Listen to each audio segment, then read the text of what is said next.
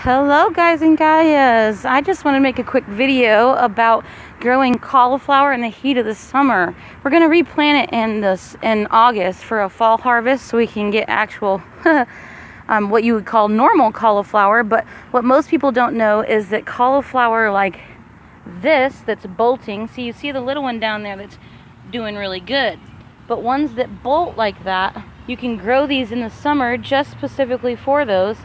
And they're great in salads. They're so tender. They're so juicy.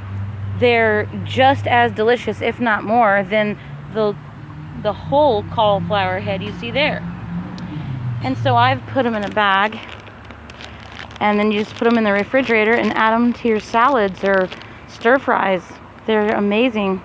So there's a little tip for you.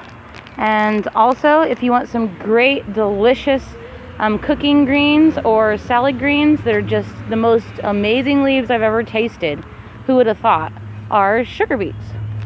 And so we just harvest a whole bunch of those too, so I'm really excited.